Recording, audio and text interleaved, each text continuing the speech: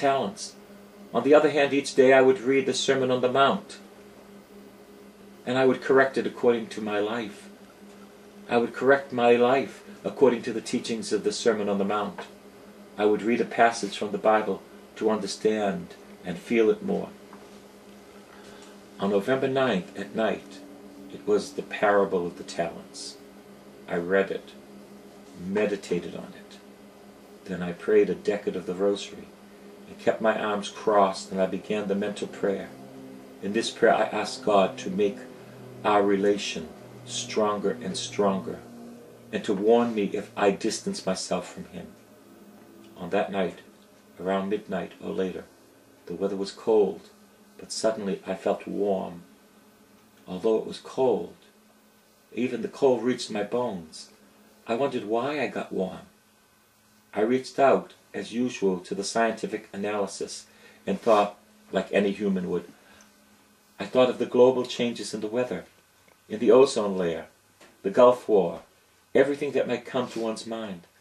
All these thoughts failed to give me the reason for my warmth. In autumn, as I was thinking, the wind became warmer. It was just like now, with the breeze of air. All of a sudden, the wind became stronger and warmer. So I took off my sweater, and I took off my shirt, and I tried to continue praying, but I couldn't. I was too busy in what was going on around me. I continued analyzing the reason of this warm wind. I was kneeling in that direction, amid a strong and warm wind. The trees were moving.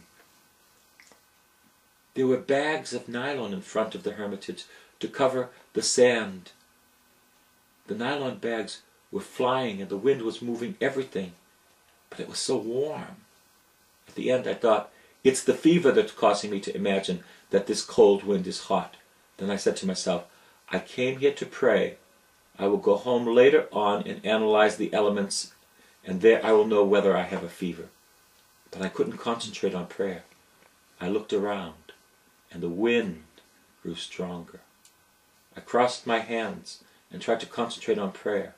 I looked at the flames of the candles. They were still without any motion, like an electric light. In spite of the wind around me, the flames of the candles were not moving. That didn't surprise me because I felt as if I had a fever and I was hallucinating.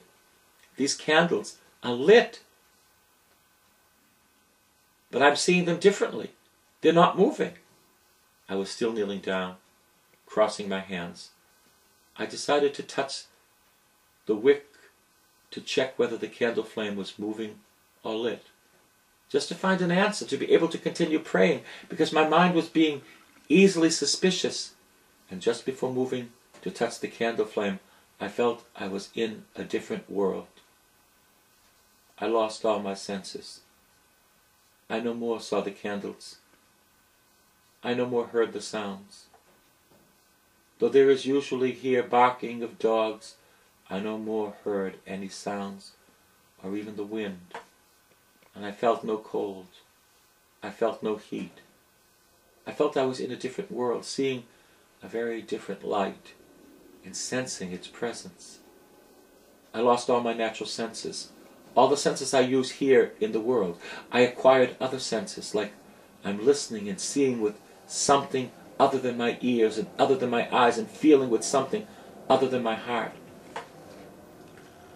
I was in another place, seeing a light too great and too bright to describe. It surpasses the light of the sun by millions of times. And even the sun seems a little extinguished candle compared to this light. This light, though stronger than the sun, was so soft and so tender. One can look at the sun for just a few seconds, whereas one can look at this light for hundreds and thousands of years without being bothered by its beauty and intensity. The light as we know it is white. This light was more than white. It was colorless, like a great outpouring of pure water. This light was shining from everywhere, not like normal light that shines from a certain point. this light was shining from everywhere.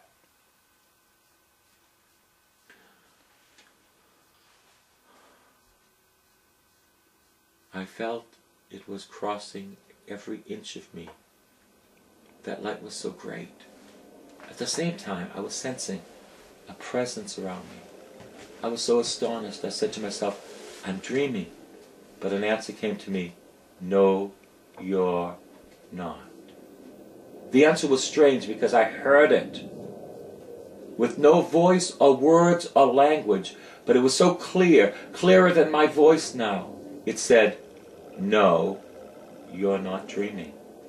But I didn't hear any voice or any language. However, I clearly understood. It was clearer than what I'm telling you right now. With such an answer, I said to myself, I'm not awake. A second answer came saying, you're now awake more than any time before.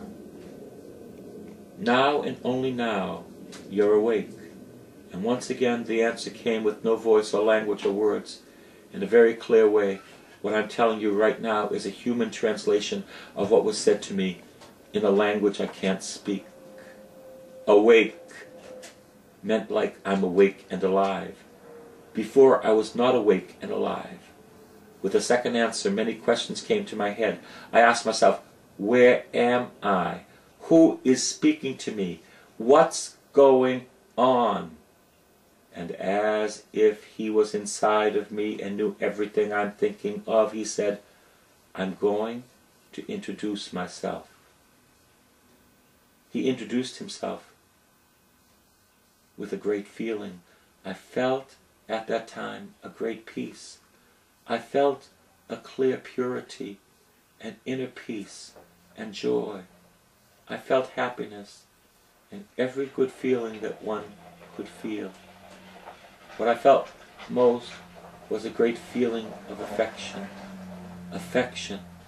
love, kindness, an affection like no other in its indescribable amount and quality, an affection that exceeds by far the pure affection in the hearts of all human beings, an affection that right now I won't be able to bear.